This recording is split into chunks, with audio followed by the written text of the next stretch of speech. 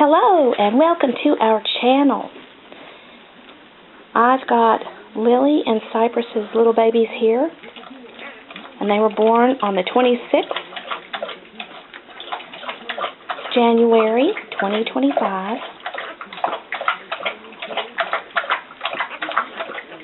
She had 4 males and 6 females. And one of the females we will be retaining for our breeding program. Not sure which one yet.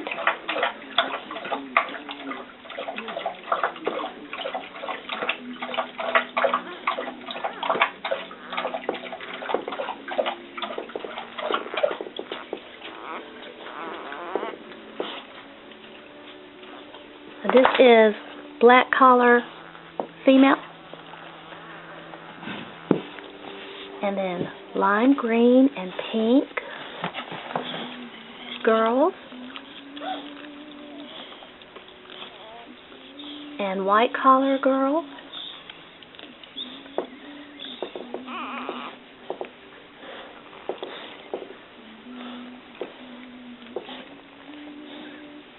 And then sage and navy collar girls.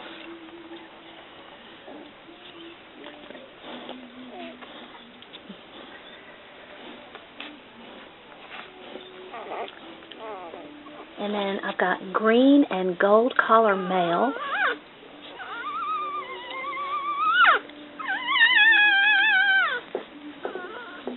And red collar male. And light blue collar male.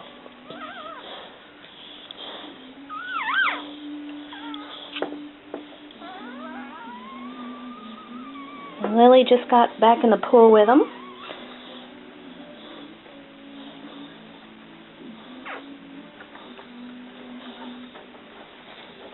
And here's Lovely. And then over here I have Lovely's babies. And I'm going to be moving them shortly. They're almost 3 weeks. I'll be moving them into our dining room. They're napping.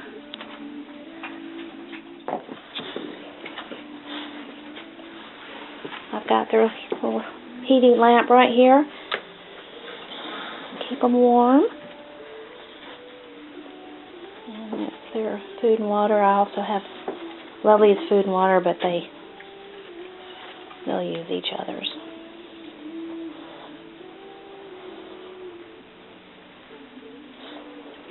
Hey, pretty girl. Good girl, little Willoughby. So if this is your first time with us, don't forget to hit the subscribe button and the bell icon so you can be alerted to our videos. And they are doing great. They're getting plenty of milk, and they are gaining weight steadily.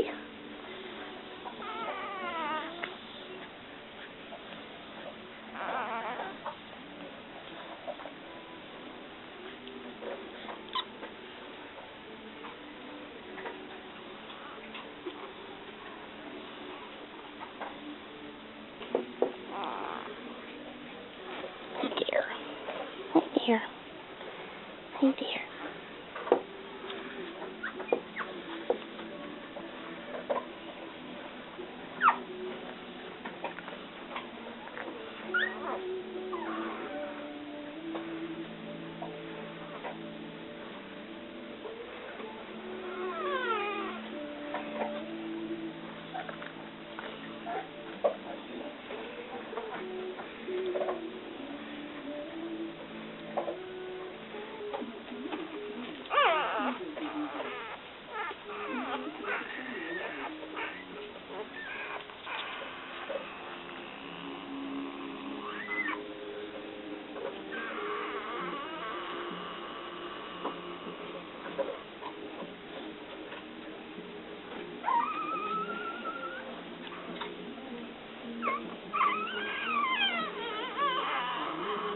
So as they're getting closer to 2 weeks, their eyes will begin to open, and they open gradually.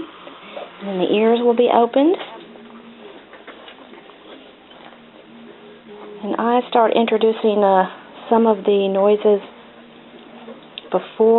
right before the 3-week mark. And I start the hair dryer with them, get them used to a lot of different sounds, as I do with all of our puppies. And as they're hitting the 2-week, going to 3 weeks, they start roughhousing and playing and mouthing with each other. And it's so cute. And you can see their personalities start to develop. And they're going to move over into our dining room at 3 weeks. And that's when I also introduce them to moistened puppy kibble, the puppy kibble that I continue to feed our dogs. Our personal dogs up into a year old, 3 times a day, as much as they'll eat with each feeding. And after that first feeding, second and third, and they walk away and they're not looking for more food, I take it up until the next time it's ready for them to have their other meal.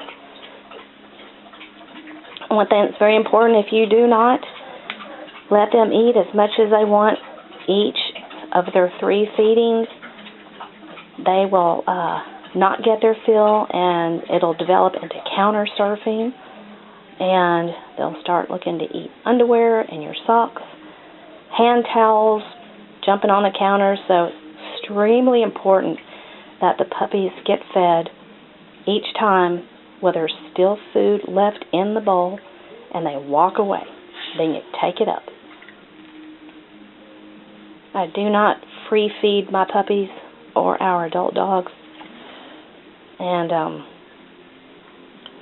they get as much as they want. I don't have any issues with any kind of fast growth rate because the food gets taken up quickly, and large breed puppy food is what they get, and then the adults get the large breed, or they get for all life stages.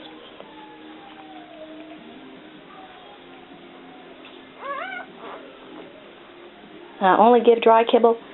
I don't personally give any wet food or soften their food, only when they're 3 weeks old, and then after that, once they're eating on their own, it goes to dry, and I don't give them any softened food. They don't gulp their food down. They don't get any kind of slow feeders. They'll normally eat the same amount each time, and as they grow, I just increase it and make sure there's always food left in the bowl, and they're walking away from it, so they're satisfied and content, and that makes training much easier as well, and their focus, so they're not gobbling at your hand trying to satisfy their hunger, and they're focused on you. And from my experience, that works out wonderfully. No matter what kibble they get, I don't go by the back of the bag, because they'll always eat right at 8 weeks, right around 1.5 cups of food, give or take. So it's pretty consistent. They're really, really awesome dogs, extremely intelligent, very easy to train. Most of them are highly food motivated. And if you get one that's not as interested in the treat, you can go for a little more high value. I don't give my dogs treats that have any kind of molasses or sugary type of sweetener in it. Because over time that will rot their teeth out, especially wet food. So they get like freeze-dried treats. I have a list on my website and of the treats that I do use with them. And can use cheese for a high value if they're not too interested in what you get for them. But most of the time they are extremely food motivated. And I find with clicker training, it works awesome. But they're really loving dogs, very affectionate. They do need their exercise, probably about 30 minutes at the minimum. Let them run around and play and throw the ball and really burn off any pent-up energy as they get older. Suspending one of those ropes off a tree with the spring to make sure that it's safe. They can't get it wrapped around their neck or anything. They love to hang off of that. They love to play tuggy, and there's not many toys that I found they cannot destroy pretty quick. But I do have a list of all of that I have found through the years that hold up to their powerful chewing, which they love to chew. That is one of their pastimes, is just hang out and chew when they're not outside running and playing. They will sound like little bumblebees, and sometimes they sound like a spooky ghost. Just different noises that they'll make. She's a good, sweet girl. She is. She's a good mommy. Such a good girl. Such a good girl. Lily, Lulu, and Leia's mother is Lexi, and her sire, their sire, is a pure registered white English bulldog, or also known as a web, W-E-B, or Old Southern White, which is original to the bloodline, and that's where these dogs get their traits and their characteristics as that good infusion of the web. And that's why some of the puppies that you see will have a lot of white coming out on them.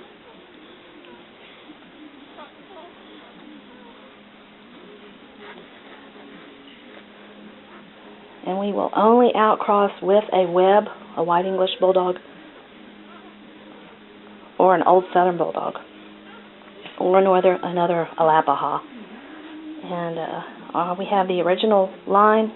We have the Lana Lou Lane bloodline, and our dogs come from stock, Lana stock, original.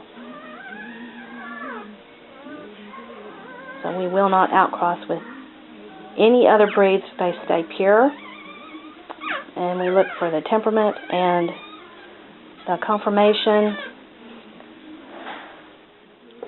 They're really super loving dogs. They towards 2 years old they will start to calm down, but they're very affectionate, and they like to stay close to you. If you're outside, they don't go too far. They will keep their eye on you and walk ahead and turn back and look at you and stay close. And they do most have a suspicious nature toward people they don't know. And that's when you want to socialize. But 8 weeks, put your puppy in a basket and push them around in the stores. I don't let anybody handle my dogs that young, and not until when your dog has their series of shots. Of course, it's optional. Then you just have to be careful. You don't know where other people have been, or if they stuck their hands in the cages at the pound and then go to the store. So you really don't want people touching your puppy super young, before they're before they're older and their immunity is built up. But they need that socialization, this breed, and that reduces their suspicious nature, but it does not get rid of their guard dog qualities.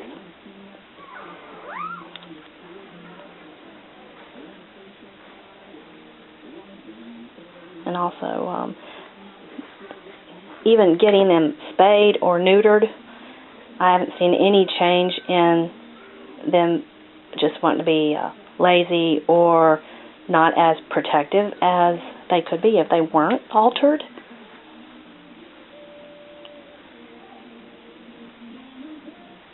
And you also want to expose them to a lot of different sounds. Once they leave here, continue that. With kids also, have kids running around them. Your friends' dogs, you know. Of course, you want to monitor, make sure they don't get stepped on or anything. There are other fur friends that they may be around are safe. And they respect how small a puppy is. So, in obedience training, I always suggest to start right from the beginning. Set your boundaries and your limitations, and don't let them get away with anything. Be very consistent with the training. I like to train ours 2, sometimes 3 times a day for about 15 minutes. And I don't go over that because their attention span is very short.